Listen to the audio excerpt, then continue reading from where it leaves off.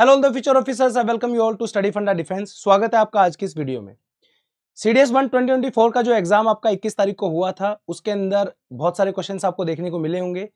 काफी सारे क्वेश्चंस के अंदर डाउट था बच्चों को कि सर ये ऐसे ऐसे क्वेश्चन कहाँ से लेके आ रहा है यूपीएससी। तो उसी संदर्भ में आज हम सब्जेक्ट लेके चल रहे हैं, वो है आपका हिस्ट्री का। तो हिस्ट्री के क्वेश्चंस को देखेंगे, उनका क्या डायरेक्ट सोर्स था, कौन कौन सी बुक जो है आपको पढ़नी चाहिए नेक्स्ट सीडीएस एग्जाम के लिए जो आपका सीडीएस 2 2024 आपका होने वाला है, और कौन कौन से टॉपिक ऐसे हैं जो आप इजिली प्रिपेयर कर सकते हो और क्या चीज आपको छोड़नी है। ये बहुत इंपॉर्टेंट टॉपिक है दोस्तों। इस बार हिस्ट्री के क्वेश्चन के अगर एनालिसिस की बात करूं तो ऑन एन एवरेज सीडीएस का एग्जाम कोई भी आप उठा के देखोगे तो तकरीबन 17 से लेके 20-22 तक जो है क्वेश्चन इसमें आपको देखने को मिलेंगे। कभी 18 क्वेश्चन पूछता है, कभी 20 पूछता है, कभी 22 पूछता है। हाईएस्ट आपके 23 क्वेश्चन तक पूछे हैं सीडीएस एग्जाम के अंदर। ठीक है, इस बार जो 20 क्वेश्चन थे, अगर ट्रूली मैं आपको बताऊं, कोई भी नॉर्मल बच्चा जो सीडीएस की तैयारी करता है, सीडीएस के अंदर इतने बढ़िया बढ़िया क्वेश्चन थे, मैं आपको सच बताऊं कि आपको 20 में से पता है कितने क्वेश्चन आप इजिली सोल्व कर सकते थे। Can you make a guess? मैं पोज कर रहा हूं, आप बताओ कितने क्वेश्चन ऐसे थे जो आप इजिली बहुत आराम से सोल्व कर देते हैं इन 20 क्वेश्चन में से। इतने पता है? मुझे समझ में ये नहीं आ रहा है यूपीएससी चाहता क्या है। मतलब सीडीएस का जो एग्जाम है, जनरली हर बार ऐसा होता था 10-10 12-12 क्वेश्चन। हर बच्चा सीडीएस का जो ठीक ठाक पढ़ने वाला है, जिसने मेहनत करी हुई है, एनसीईआरटी से पढ़ के जा रहा है, जो स्टैंडर्ड बुक्स है वो पढ़ के जा रहा है, वो आराम से 10 क्वेश्चन कर लेता था पहले 20 में से सोल्व इजिली। इस वाले पेपर में इतने क्वेश्चन जो है उसने सही करे होंगे फॉर श्योर। बहुत रेयरली कोई ऐसा बच्चा होगा जिसने इन क्वेश्चंस के आंसर दिए होंगे। रीजन बीइंग, ये जो क्वेश्चन थे सभी के सभी out of the standard sources से थे। कोई भी ऐसा सिंगल क्वेश्चन आपको नहीं मिलेगा जो डायरेक्टली आपको एनसीईआरटी में, जो रेगुलर बेसिस पे बच्चा पढ़ता है, 12th क्लास के एनसीईआरटी पढ़ लो आप, या फिर दूसरी एनसीईआरटी जो आप पढ़ते हो बेसिक वाली, उसमें से एक भी क्वेश्चन नहीं था ऐसा दोस्त। तो बहुत चिंता का विषय है। नेक्स्ट उसमें क्या किया जाए कि हिस्ट्री के कुछ क्वेश्चन एटलीस्ट बच्चा कर सके। ठीक है, चलिए आगे चलते हैं, देखते हैं इसमें क्या क्या क्वेश्चन क्या क्या थे। सबसे पहले मैं आपको बताऊंगा यूपीएससी लास्ट 1 साल से जो बुक्स को फॉलो कर रहा है, जहां से क्वेश्चन आपके पूछे जा रहे हैं, वो है ये बुक। इस बुक का नाम है a history of ancient and early medieval India from the stone age to 12th century. ये पूरी मेडाइवल भी नहीं है इसमें, आप समझ रहे हो, अर्ली मेडाइवल है। अगर पूरी मेडाइवल होती तो चलो मैं सोचता कि यार ठीक है 600 पेजेस है, पढ़ लेते हैं। आई डोंट थिंक सो कि this book is worth it to read. इसको जो है हिस्ट्री ऑप्शनल के जो बच्चे होते हैं आपके सिविल सर्विसेज एग्जाम के, वो बच्चे पढ़ते हैं सिर्फ। मतलब जो सीएससी का नॉर्मल बच्चा होगा जो किसी और ऑप्शनल के साथ है, वो इसको हाथ भी नहीं लगाता। तो यूपीएससी कैसे एक्सपेक्ट कर सकता है कि हम इस बुक को पढ़ें, जो सीडीएस का नॉर्मल बच्चा है जिसको 40-50 नंबर लेके आने हैं 100 में से। ठीक है, बुक देखोगे आप, बहुत मोटी बुक है। ऑल्दो मैंने तो परचेज कर रखी है, मैं एनालिसिस के तौर पे इसको यूज करता हूँ। जहाँ से क्वेश्चंस आते हैं वो देखते रहते हैं हम। ठीक है, आने वाले सीडीएस में जो क्वेश्चंस आएंगे, देखो अगर इस बुक से आते हैं एग्जैक्टली तो कोई भी नहीं बता पाएगा कि कहाँ से क्वेश्चन आने वाले हैं, but will definitely help you in making some kind of notes और समथिंग, या फिर वीडियोस के थ्रू जो अब तक जितने भी क्वेश्चन आए उनके बेसिस पे एनालिसिस करके फ्री वीडियोस हम आपके लिए जरूर लेके आएंगे, ताकि इस बुक से कोई क्वेश्चन अगर आता है फ्यूचर में आसपास से, तो वो आप एटलीस्ट ठीक करके उसको। ठीक है, क्वेश्चंस को देखें। अगर ये वाला क्वेश्चन आपको देखिए, जोरवे कल्चर ऑफ डेक्कन। जब ये क्वेश्चन मैंने पहले पढ़ा ना, तो मुझे पता क्या लगा, मगर जवार पूछा होगा। जवार होता है ना, JOWAR। ठीक है, जवार के बारे में अलग अलग फैक्ट दे रखे हैं, इसमें से बताओ कौन सा करेक्ट स्टेटमेंट है। ज्योग्राफी का मुझे फील हुआ कि ऐसा क्वेश्चन है। जब मैंने ध्यान से इसको पढ़ा, जोरवे कल्चर है, उसके बाद जैसे इसमें देखा कि वैलीज का अलग है, शिफ्टिंग एग्रीकल्चर है, और ये सब चीजें, मैं कहा यार ये क्या है, समझ में नहीं आया कौन से सब्जेक्ट का क्वेश्चन है। तो ये क्वेश्चन आपका हिस्ट्री का है। कहां से पूछा है? ये बुक जो मैंने अभी आपको दिखाई, उपिंदर सिंह बुक का है। यहाँ पे आप देख सकते हो तीनों स्टेटमेंट क्लियरली इसके अंदर दी हुई है, particularly the whole of the modern Maharashtra except the coast of Konkan coast. ठीक है, एक स्टेटमेंट ये होगी आपकी, दूसरी वाली स्टेटमेंट यहाँ पे आपको मिल जाएगी, परवाना गोदावरी वैली। ये देखो सेम टू सेम है, बिल्कुल डिट्टो यूं की उठा के डाल रखा है। और तीसरी स्टेटमेंट क्या बोल रहा है वहां पे, evidence of shifting culture agriculture. यहाँ पे क्या दिया है, these are the large site represented permanent agricultural villages.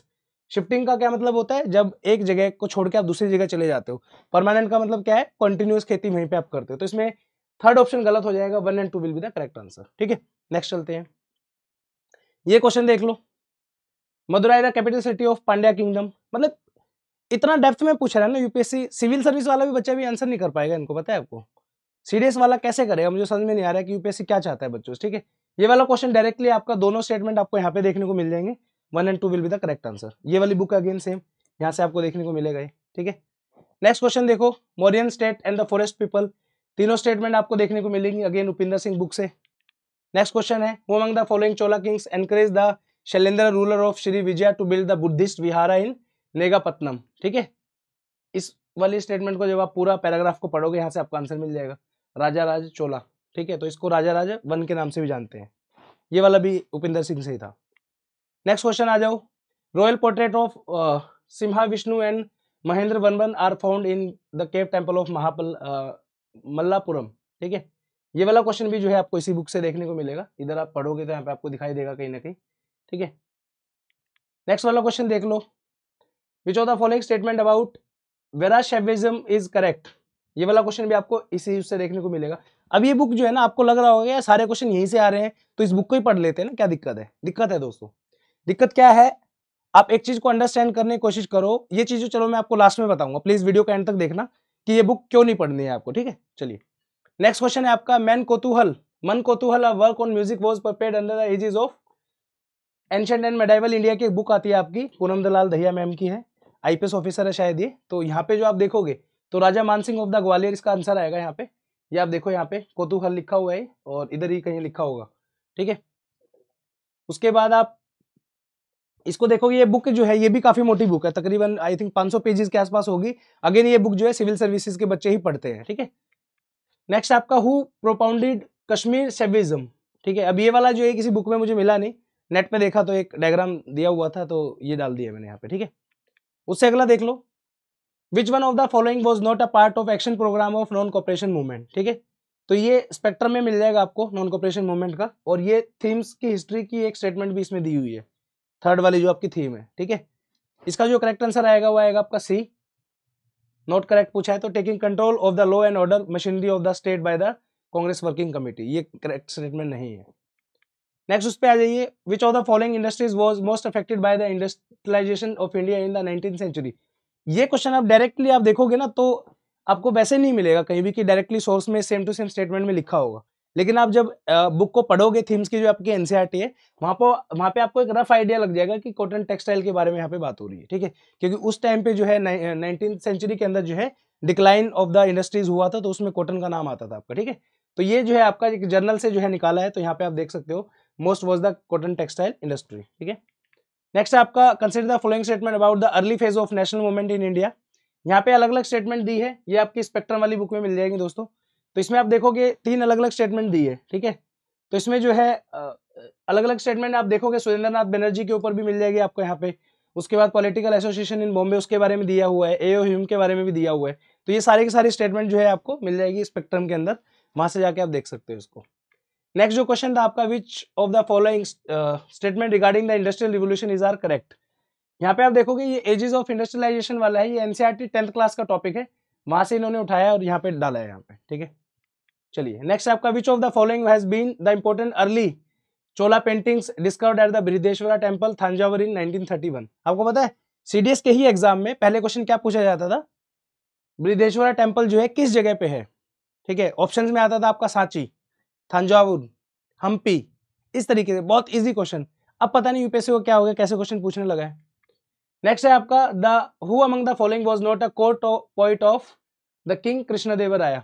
ठीक है, ये आपको यहाँ पे मिल जाएगा, इसमें अलग अलग यहाँ पे देखोगे आप, his court was adorned by the Ashtadiggajas 8 celebrated poets of Telugu. इसमें अलग अलग नाम है आपके, तिमाया, उसके बाद ये भी आपका मल्लाना दिया हुआ है यहाँ पे, और आपका धुजरती जो भी है ये। ठीक है, ये आपका मिलेगा कहाँ पे, लूसेंट की बुक है ये, उसके अंदर दिया हुआ है आपका, बाकी एंशिएंट वाली बुक कोई और होगी तो उसमें मिल जाएगा। ठीक है, नेक्स्ट आपका, consider the following statement about the Rana Kumbha of Mewar. अब ये जो है आपका, ये अगेन पूनम मैम वाली बुक के अंदर आपको मिल जाएगा, Chittorgarh fort with the victory tower, ये जो है आपका विक्ट्री टावर है।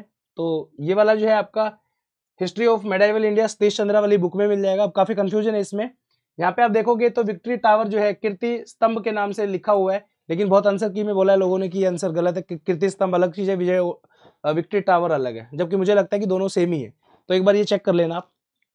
उसके बाद है आपका, how many of the following statement about bhakti poet Namdev is are correct. ठीक है, तो इसमें आप देखोगे नामदेव के बारे में सब कुछ दिया हुआ है, तो पूनम दलाल दहिया मैम की जो बुक है उसके अंदर से क्वेश्चन आपका आया है, ये आप चेक करो। नेक्स्ट है आपका, consider the following statement about the Sawai Jaisingh astronomical work. अब ये जो है राजा सवाई सिंह ऑफ जयपुर का ना कुछ कुछ फैक्ट जो है आपके एनसीईआरटी के अंदर दिए हुए 7th क्लास के जो एनसीईआरटी है, जो बॉक्सेस होते हैं ना, ये यहाँ पे जंतर मंतर के बारे में बताया और भी काफी चीजें बताई, बट करेक्टली आप आंसर नहीं बता सकते इसका। रीजन बिंग ये किसी बुक में मिलेगा ही नहीं आपको। ये दिया हुआ है हिस्ट्री की जो ग्रेजुएशन की बुक होती है ना, स्पेसिफिकली हिस्ट्री ऑनर्स वाली जो बुक्स होती हैं, उनके अंदर का कोई आर्टिकल है। यहाँ पे आप देखो, La Hire table from which the reproduce a refraction table, however he claimed for his investigation more accurate result than the La Hire table फलाना ढिमकाना, जो भी है लूनर फेजेस ऑफ बिजनेस। तो ये दोनों स्टेटमेंट यहाँ पे आपको देखने को मिलेंगे, ठीक है। तो ये वाला इसका कोई सोर्स पता ही नहीं, बस ये पता है हिस्ट्री की किसी बुक से आया है। नेक्स्ट आपका consider the following statement about the initial development of railways in India by the British. ये अलग अलग स्टेटमेंट है। सिमिलर क्वेश्चन आपका सीपीए 2015 के अंदर आ चुका है ये वाला। इधर देखिए, इसका भी कोई ऐसा खास मुझे सोर्स मिला नहीं डायरेक्टली, कोई मैं बोल दूं कि भाई इस बुक के फलाने पेज से नंबर से मिला है, ठीक है। अलग अलग गूगल में आंसर मिल जाएगा, बट कोई सोर्स ऐसा स्पेसिफिक मिला नहीं यहाँ पे, ठीक है।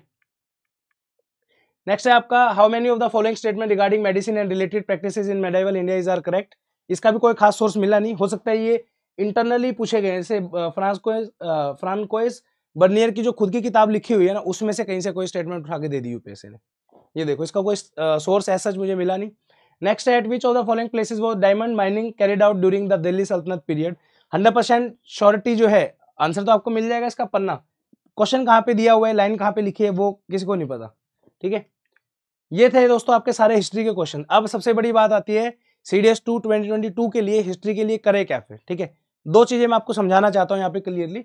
सबसे पहले आप ये देखो, हिस्ट्री जो है आपकी, ठीक है, जस्ट अ सेकेंड, टोटल आपके CDS के एग्जाम में 120 क्वेश्चन आते हैं, ठीक है। 120 में से हिस्ट्री के कितने आ रहे हैं, 20 क्वेश्चन आ रहे हैं। फॉर एग्जाम्पल, एक टाइम के लिए मान के चलो 22 भी आ सकते हैं, 17 भी आ सकते हैं, 18 भी आ सकते हैं, that depend on the paper. कितने नंबर वाला बच्चा है जो यूपीएससी बोलता है कि हम उसको पास कर देंगे, जो कट ऑफ आपकी जो लगती है वो 20% पे लगती है, 24 क्वेश्चन, ठीक है। इसके अलावा अगर आप अच्छा स्कोर बोलते हो सीडीएस के अंदर, तो तकरीबन 40 नंबर अगर आप ला रहे हो, तो उसको हम बोल सकते हैं कि अच्छा स्कोर है, ठीक है। तो 40 नंबर के लिए आपको कितने, 8 चौके 32, सॉरी 40 नंबर के लिए आपको कितने नंबर चाहिए, 5 8 40, 50 52 के आसपास क्वेश्चन आपको ठीक करने पड़ेंगे। मान के चलो अगर इनमें से 120 में से 20 क्वेश्चन में हिस्ट्री के छोड़ भी दूं, फॉर एग्जांपल, अभी छोड़ना नहीं है, जस्ट वैसे बोल रहा हूं, तो भी आपके पास 100 क्वेश्चन है, तो इन 100 में से आपको 50 ही अटेम्प्ट करने हैं, ठीक है। हिस्ट्री के अगर सोर्सेज की मैं बात करूं, तो देखो इतनी सारी बुक्स पढ़ने का कोई फायदा नहीं। रीजन बीइंग, मान के चलो इस बार इस वाली बुक से इन्होंने पूछे हैं, आप पूरा ध्यान लगा के पढ़ोगे। हिस्ट्री भाई ऐसी चीज है, कभी जिंदगी में समझ में नहीं आती ढंग से, और इतना मोटा सोर्स फॉलो करके आप देखोगे 20 क्वेश्चन में से इन्होंने 4 बुक अलग अलग फॉलो करी है। 600 पेज की आपकी ये होगी, 600 पेज की पूनम दलाल दहिया वाली मैम वाली बुक होगी 1200, उसके बाद आपका 600 पेज की स्पेक्ट्रम लगा लो, 1200 600 1800। 20 क्वेश्चन के लिए यार 1800 पेज थोड़ी ना पढ़ोगे। इससे अच्छा तो ज्योग्राफी के आप सीधा जाके एनसीईआरटी पढ़ लो 4, वहां से 20 क्वेश्चन आने 15 क्वेश्चन बहुत प्यार से कर दोगे आप, ठीक है। तो मैटर ये करता है कि टाइम कहाँ पे इन्वेस्ट अच्छे से किया जाए। मैं ये नहीं कह रहा हूँ कि बिल्कुल छोड़ के जाओ, मेरे हिसाब से अगर आप थोड़े समझदार हो तो आप भी बताना कमेंट सेक्शन में क्या करना चाहिए। बट जहां तक मेरा नॉलेज बोलता है, instead of running here and there कि सब पढ़ लो, ये पढ़ लो, वो पढ़ लो, सबसे पहली चीज जो आपको पढ़नी चाहिए वो है 12th क्लास की एनसीईआरटी, थीम्स की एनसीईआरटी। बिल्कुल स्टैंडर्ड सोर्स है। इन बुक से पता नहीं गारंटी है कभी क्वेश्चन आए ना आए, डजंट मैटर, बट कभी एनसीईआरटी से क्वेश्चन पूछा तो इनसे क्वेश्चन आपके आने के चांसेस हैं, ठीक है। दूसरी चीज मैं कहूंगा कि इसके अलावा आपको कुछ पढ़ने की आवश्यकता नहीं है, सिर्फ लूसेंट पढ़ो, लूसेंट ओनली, ठीक है। लूसेंट में आप देखोगे तकरीबन 100 पेजेस के आसपास में कंप्लीट आपकी हिस्ट्री है, ठीक है। अगर आपको वर्ल्ड हिस्ट्री इसमें से निकाल देते हो तो तकरीबन 70 पेज ही बनते हैं आपका, 80 पेज, सॉरी 80 पेजेस पढ़ के आपको जो नॉलेज गेन होगी, जो क्वेश्चन ठीक करने की प्रोबेबिलिटी बढ़ेगी, वो इस पूरी बुक को पढ़ने से नहीं हो सकती, ठीक है। क्योंकि उसमें एंशिएंट भी दी हुई है, मेडाइवल भी दी है और मॉडर्न इंडिया भी दी है, ठीक है। तो 2 सोर्स फॉलो करो, 12th क्लास की थीम्स की एनसीईआरटी, साथ में लूसेंट की बुक जो है, सिर्फ और सिर्फ। इसके अलावा कोई क्वेश्चन बाहर से आता है तो छोड़ दो। रीजन बीइंग, यूपीएससी हमेशा कुछ ना कुछ सब्जेक्ट में क्वेश्चन ऐसे देता है, बाहर से देता है, जो यूपीएससी खुद चाहता है कि बच्चे उसको सोल्व ना करे। रीजन बीइंग, अगर आप मान के चलो 120 क्वेश्चन आ रहे हैं, 120 क्वेश्चन में से अगर पेपर बहुत इजी बना दिया यूपीएससी ने, तो हर बच्चा 80 90 नंबर ले आएगा, 80 नंबर ले आएगा मान लो 100 में से, तो वो कट ऑफ कहाँ जाएगी, इतनी ऊपर बहुत ज्यादा चली जाएगी, राइट। तो यूपीएससी कभी नहीं चाहता, इसलिए जो है कुछ क्वेश्चन मुश्किल डाले जाते हैं। तो वो क्वेश्चन इस बार बदकिस्मती से हिस्ट्री के बाद उसमें हिस्से में आई, पहले ही बदनाम थी हिस्ट्री और बदनाम होगी, ठीक है, कि हिस्ट्री ने तो बेड़ा गर्क कर दिया, रियलिटी यही है भाई, ठीक है। तो किसी भी उस पर जो है खाम का इधर उधर भागने की आवश्यकता नहीं है। Please follow this 2 resources. First is your 12th class की थीम एनसीईआरटी, सेकंड लुसेंट की बुक है, ठीक है। इसके अलावा अगर आप कुछ फॉलो कर सकते हो तो वो है आपके पीवाईक्यूज, ठीक है। पीवाईक्यूज में पुराने वाले जो सीडीएस एग्जाम हुए 2023 का है, 22 का है, 21 का है, 20 का है, उन एग्जाम में देखोगे आप मल्टीपल टाइम जो बहुत सारे क्वेश्चन रिपीट हुए हैं। जैसे आप चंडी मंगाला करके एक टॉपिक है आपका, उस पर 2-3 बार क्वेश्चन आया है आपका, ठीक है। उसके बाद विनोदिनी दासी करके एक टॉपिक है, उसके ऊपर काफी बार क्वेश्चन आपका आया है। श्री माता शंकरा देव है, उसके ऊपर काफी बार क्वेश्चन आया है। उसके बाद आपका जो मौर्यन एम्पायर के जो पॉलिटिकल सेंटर्स है उसके ऊपर बहुत सारे क्वेश्चन आए हैं। तो पीवाईक्यूज को आप बहुत अच्छे तरीके से कर सकते हो। पीवाईक्यूज आर वेरी इंपॉर्टेंट, तो पीवाईक्यूज को जरूर करिए, ठीक है। और जो हाल फिलहाल के जो एग्जाम हुए हैं उनके पीवाईक्यूज को आपको जरूर करना है। बाकी जो ये वाली बुक है इसके अंदर से आने वाले टाइम पे जो भी क्वेश्चन आएंगे तो उनका कंपाइलेशन तकरीबन 25-30 क्वेश्चन हो गए होंगे। उन सबको कंपाइल करके एक वीडियो लेक्चर जरूर मैं आपके लिए बनवा दूंगा, ताकि उसमें से कोई क्वेश्चन अगर आसपास से मिलता जुलता आ जाए तो वो आपका एटलीस्ट गलत ना हो, ठीक है। तो आज की वीडियो में इतना ही। उम्मीद करता हूँ वीडियो पसंद आया होगा आपको। प्लीज लाइक कर दीजिए वीडियो को। कोई सजेशन है, डाउट है, कुछ भी आपको पूछना है तो कमेंट सेक्शन में कमेंट करिए। कोशिश करूंगा आपका आंसर जो है देने की। Thank you so much. जय हिंद।